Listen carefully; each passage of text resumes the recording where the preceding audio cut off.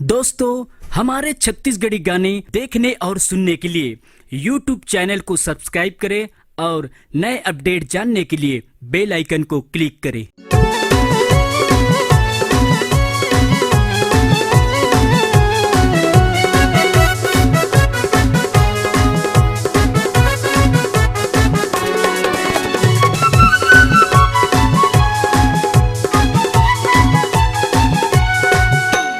कैसे कहा मैं कहत नहीं बने, बिन देखे तोला राहत नहीं बने।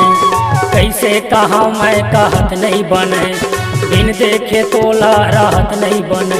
अरे वो दिल जाने ईमान से,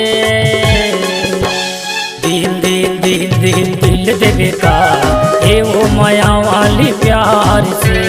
दिल दिल दिल दिल दिल देवे का ये वो माया वाली प्यार से। कैसे कहो मैं कहत नहीं बने, बिन देखे तोला राहत नहीं बने। कैसे कहो मैं कहत नहीं बने, बिन देखे तोला राहत नहीं बने। ये ना मोरी राजा ईमान से, दिल दिल दिल दिल दिल देहुआ तोला अपन सजना मान के। दिल दिल दिल दिल दिल देहुआ तोला अपन सजना मान के।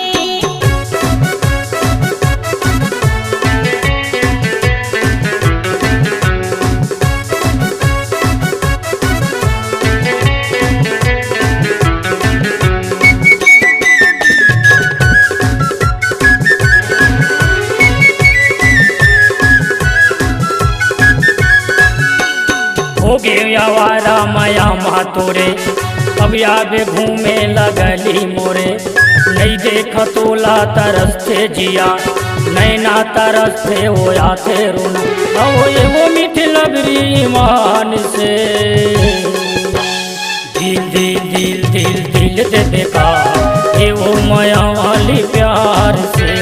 दिल दिल दिल दिल दिल दे बेका ये वो माया वाली प्यार से।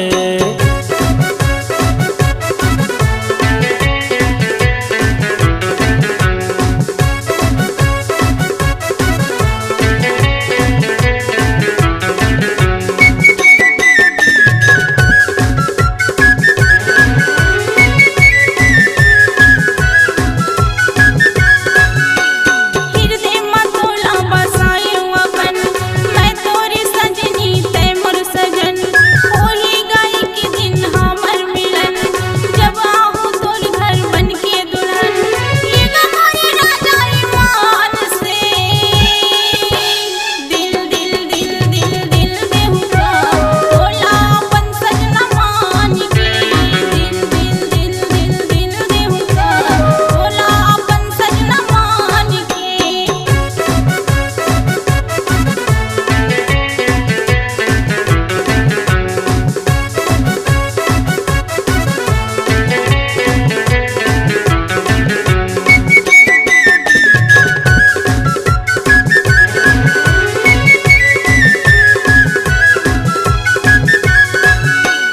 हृदय मतोला बसाए अपन, तै मोर सजनी मैं तोर सजन।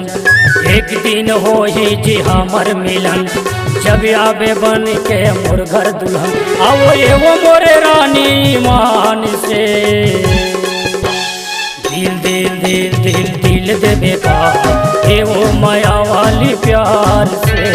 दिल दिल दिल दिल दिल देवे का ये वो माया वाली प्यार से। कैसे कहो मैं कहत नहीं बने, बिन देखे तोला राहत नहीं बने। कैसे कहो मैं कहत नहीं बने, बिन देखे तोला राहत नहीं बने। ये ना मोरी राजा ईमान से, दिल दिल दिल दिल दिल देहुआ तोला अपन सजना मान के। दिल दिल दिल दिल दिल देहुआ तोला अपन सजना मान के। ये वो माया वाली प्यार से, तोला अपन सजना मान के। ये वो माया वाली प्यार से।